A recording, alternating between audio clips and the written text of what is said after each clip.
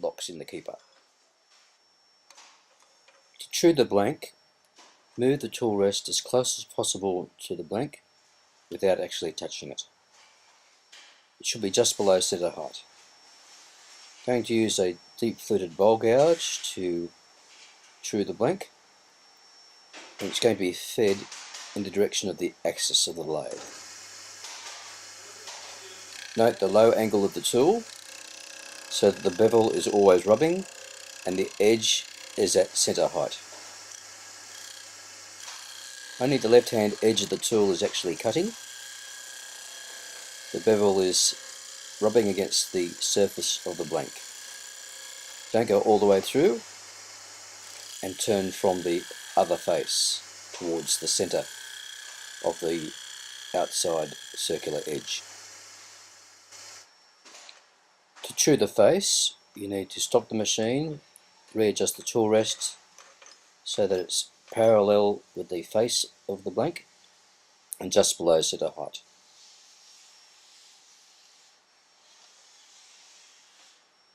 Just check that the tool will be at centre height.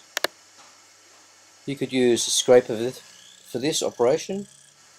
I'm using a deep fluted bowl gouge going from the centre to the outside, or from the rim to the centre. It's important to maintain bevel contact. Making the recess. A scraping tool can be used to make the recess. This is a round nose tool. The recess allows the base to sit flat on a table without rocking. It should be about 3 to 5 millimeters deep. Here I've had to readjust the tool rest so that the cutting edge is on centre height. When scraping, hold the handle above the horizontal with the cutting edge at centre height so the tool is pointing slightly downwards. Use fluid movements, controlling the depth with the hand against the tool rest and controlling the motion with the hand holding the handle. Remove shavings periodically by tipping the tool into the dust extraction airflow. Here I'm flattening the rim.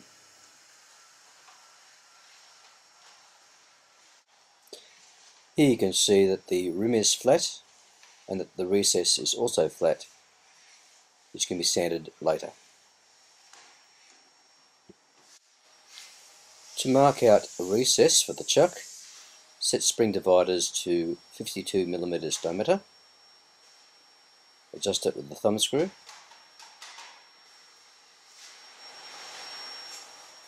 Estimate a starting position for the recess. Put the left leg of the spring dividers into the timber and check with the right leg that you've got the correct diameter. Select a narrow square end scraper to create the recess. Gently but firmly push the tool into the timber inside the scribed line till a depth of 5mm is reached.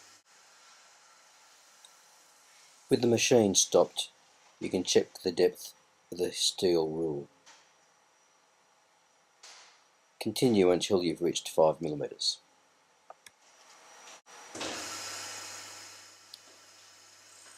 The remainder of the waste from the recess can be removed with the scraper, or you can use this opportunity to practice using the tool to create a decoration in the centre. Since the jaws only touch 5mm from the recess towards the centre, that's the only area that actually needs to be flat. Notice the tool is pointing downwards. The recess itself, or the edge of the recess, needs to be undercut slightly so that the jaws can grip it properly. This we're using a skew chisel on its side.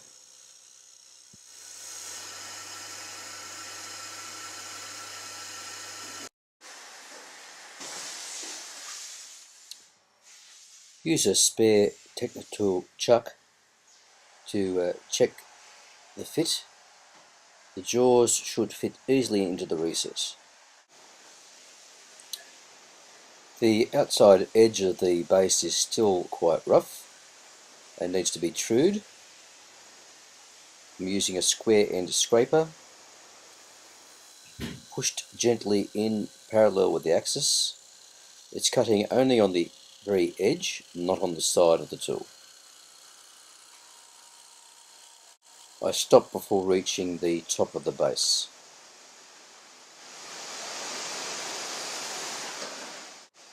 With the lathe stopped, I can check the quality of the cut. I've noticed that the end grain is torn slightly. That can be fixed later with sanding.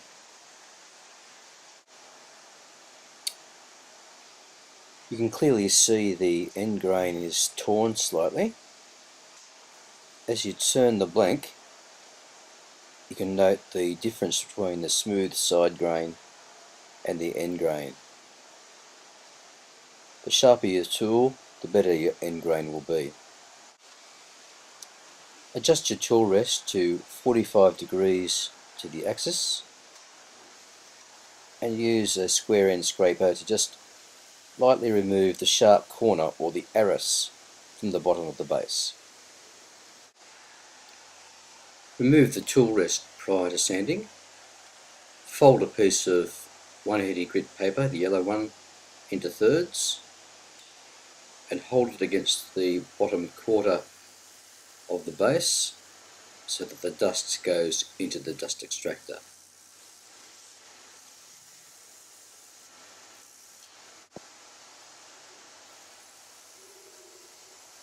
Sand all the surfaces and use the folded edge to get into crevices.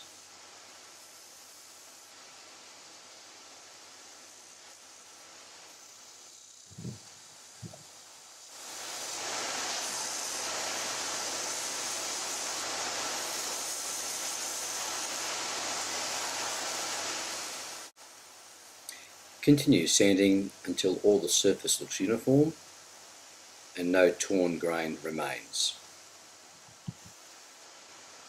Repeat the process with 240 grit abrasive paper.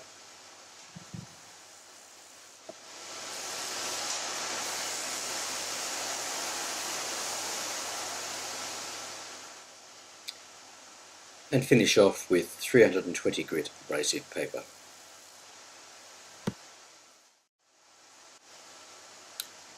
To finish, we're going to use a friction polish called Shellowax Cream. Stop the lathe and apply a coat with a soft cloth, ensuring that it's spread evenly over the entire surface.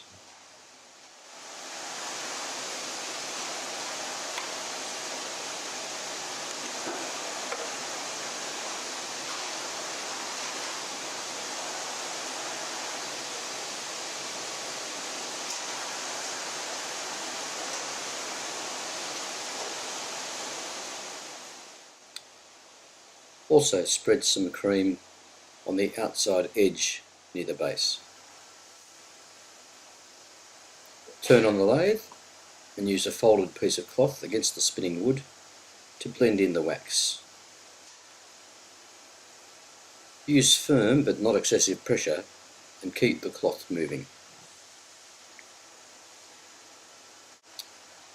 Use a clean, soft piece of cloth to finish off buffing this surface.